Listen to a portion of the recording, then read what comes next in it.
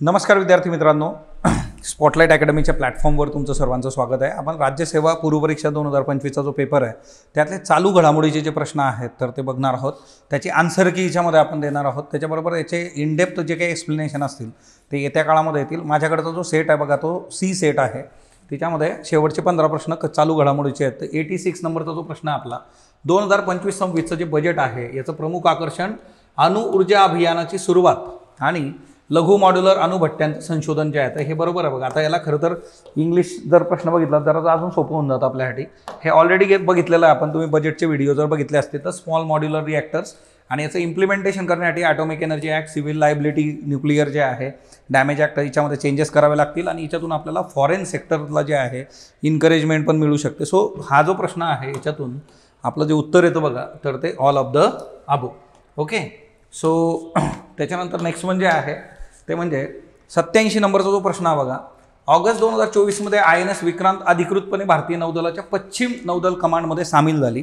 तर हे बरोबर आहे आणि 2 सप्टेंबर 2022ला त्याचं कमिशन झालेलं आहे बघा। सो ते जे आहे त्याची कमिशनची जी डेट आहे ती 2 सप्टेंबर 2022 आहे आणि पश्चिम नौदलाचं जे वेस्टर्न नेव्हल कमांड आहे त्याच्याशी ऑफिशियली त्याला जॉईन केलं गेलं होतं। तर ते जे आहे ऑगस्टमध्ये घडलं होतं 2024। त्याच्यानंतर पुढचं जे स्टेटमेंट याच्यामध्ये आहे INS विक्रांत जे आहे बघा एअरक्राफ्ट कॅरियर, तर हे in service with Indian navy, it is the first ship it's kind built in Tamil Nadu. तर हे तमिळनाडूमध्ये नाही कोचीमध्ये बनलेलं आहे, कोची केरला। त्याच्यामुळे जे आहे पहिलं स्टेटमेंट बरोबर आहे, दुसरं स्टेटमेंट चुकीचं आहे बघा। ओके, त्याच्यानंतर जे आहे 88 नंबरचा जो प्रश्न आहे, आता भारताचे मुख्य न्यायाधीश भूषण गवई यांच्यावर प्रश्न येईल हे ऑलरेडी सांगितलं होतं आणि त्यांच्यावर आपल्या टेस्ट सिरीजमध्ये प्रश्नही टाकला होता। सो त्यांचा जन्म 24 नोव्हेंबर 1960ला झालेला आहे। संविधानिक कायदा प्रशासकीय कायद्यामध्ये प्रॅक्टिस केलेली आहे। जानेवारी 2005मध्ये नागपूर खंडपीठामध्ये ते गेलेत, तर ते जानेवारी 2005 नाही, हे 2000मध्ये झालं होतं। सो 2000मध्ये जे आहे सरकारी अधिवक्ता आणि सरकारी वकील, 2019मध्ये सर्वोच्च न्यायालयाचे न्यायाधीश। सो इथं तुम्हाला जे काही खरं नाही विचारलेलं आहे सो 3 आहे बघा, फॅक्च्युअल आहे सगळं। पण व्यक्तींबद्दल जे आहे मारुती चिदंबरमबद्दल पण प्रश्न विचारला जाईल सांगितलं होतं, तो पण आलेला आहे। 6व्या राष्ट्रीय जल पुरस्कारांकरता जे आहे बघा, आता इथं पण परत फॅक्च्युअल आहेत जे काही आवेदनपत्र 15 नोव्हेंबर, तर ही डेट जी आहे तर ती चुकीची आहे बघा। 15 नोव्हेंबर नाही, याच्यामध्ये जे आहे तर तुम्हाला 23 ऑक्टोबरपासून हे सुरू झालं होतं। जे डेट आपल्याला मिळते 23 ऑक्टोबर 2024 आणि हे एक्सटेंड झालं होतं 31 जानेवारी 2025 पर्यंत। 9 प्रकारांमध्ये राष्ट्रीय जल पुरस्कार दिले जातात आणि हा 2016 नाही 2018 पासून दिला जातो। आता इथं असा इश्यू आहे बघा की आपण जर ऑप्शन्स चेक केले आपले, तर ऑप्शन्समध्ये जे आहे आपल्याला असा ऑप्शन मिळत नाही। आता इथं बरोबर विचारलेलं तर फक्त बचा ऑप्शन आपल्याला पाहिजे, तो याच्यामध्ये मिळत नाही। आता ही जी फॅक्ट तुमच्या समोर आहे त्याच्यामुळे येत्या काळामध्ये हा प्रश्न कॅन्सल होण्याचे चान्सेस आहेत। So due to because of जे काही ऑप्शन्स यांनी दिलेले आहेत। सो आपण बघूयात येत्या काळामध्ये काय होतं आणि आयोगाची जी पहिली की येईल त्याच्यानंतर पण आपण याचं एक्सप्लेनेशन किंवा याच्या संबंधीचे काय इश्यू असतात बघू। जागतिक शांतता निर्देशांकानुसार जे आहे रँकिंग विचारलेली आहे चढत्या क्रमाने 1 2 3 4 जे आहे। सो याच्यामध्ये उत्तर जे आहे आपलं तर ते CABD जे आहे बघा, आईसलँड 1 नंबरवर, आयर्लंड 2 नंबरवर जे आहे, त्याच्यानंतर ऑस्ट्रिया आणि त्याच्यानंतर न्यूझीलंड 4 नंबरवर चढत्या क्रमाने 1 2 3 4 ABC जे आहे बघा। So CABD 2 number. त्याच्यानंतर पुढचा जो प्रश्न आहे आपला डी गुकेश यांच्याबद्दलचा जो आहे बघा, 3 स्टेटमेंट इथं आहे। डी गुकेश यांच्यावर प्रश्न UPSC प्रिलिम्समध्येही होता। सो इथं फिडे 45 चेस ऑलिम्पियाडमध्ये जे आहे बघा ते सिंगापूर 2024मध्ये झालं होतं। सो हा UPSCमध्येही विचारला गेलेला होता। सो तुम्ही इतर परीक्षांचे पेपर बघितले पाहिजे का, तर ते बघितले पाहिजे। तर उत्तर यस आहे, ते हिच्यामध्ये आहे। FIDE chess Olympic held in Singapore आणि हिच्यामध्ये जे होतं फिडे 45 चेस ऑलिम्पियाड जे होतं तर हे सिंगापूर नाही, हे बुडापेस्टमध्ये झालं होतं। त्यामुळे हे बुडापेस्टमध्ये झाल्यामुळे हे स्टेटमेंट चुकीचं आहे बघा। आणि gold medal in FIDE 45 chess olympiad individual held in Budapest 2024। सो त्याच्यामुळे A आणि C हे याच्यामध्ये बरोबर आहे बघा।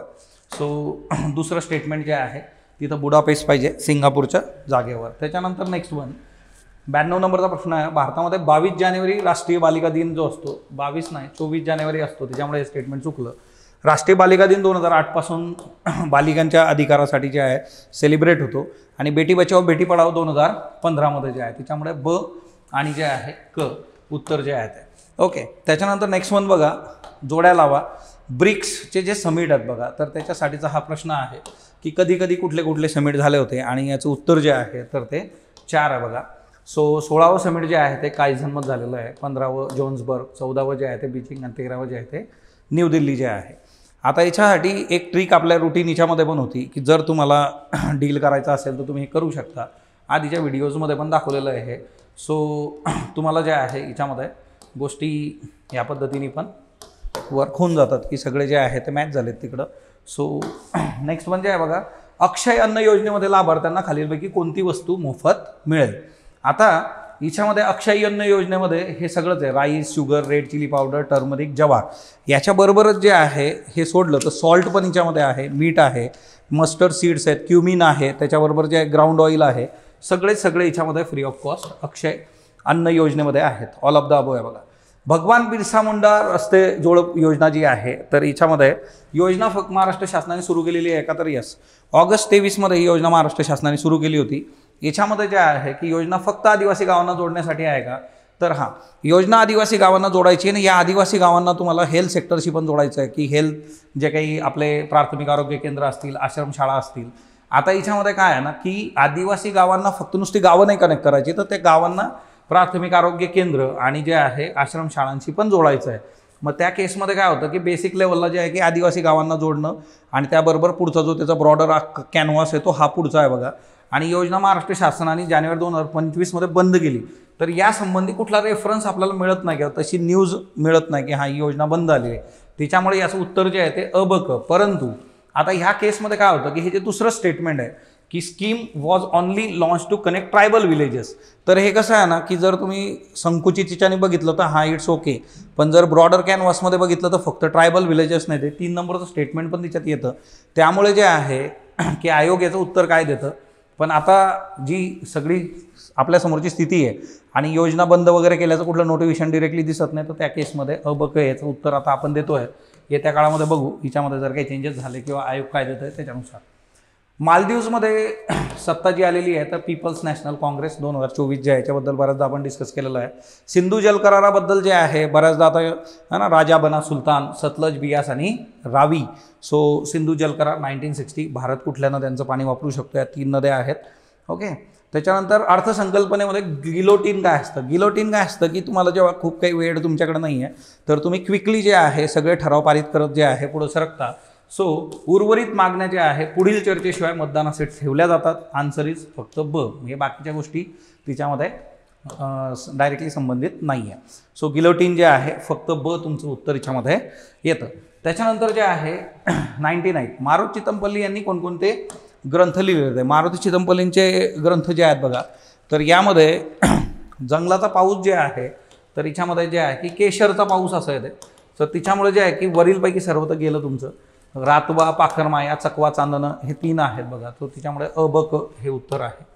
आणि शेवटचा प्रश्न जो आहे की भारताचे राष्ट्रपती द्रौपदी मुर्मू यांनी 24 जानेवारी 2024 रोजी कुठल्या ठिकाणी कौशल भवन या कौशल्य विकास उद्योजकता मंत्रालयाच्या नवीन इमारतीचं उद्घाटन केलं. तर ऑब्वियसली नवी दिल्ली. मंत्रालयाच्या ज्या बिल्डिंग्स असतील बघा तर त्या ऑब्वियसली कुठं असणार. सो त्याच्यामुळे हे करंटचेच प्रश्न होते. मुळात इतर पण जे आहे सब्जेक्ट वाईज सगळ्या गोष्टी तुम्हाला इथं मिळतील, पण अभ्यास जे आहे तो कंटिन्यू ठेवा. उद्यापासून जे आहे मेन्ससाठी तुम्ही प्रिपेअर करणं अपेक्षित आहे. धन्यवाद.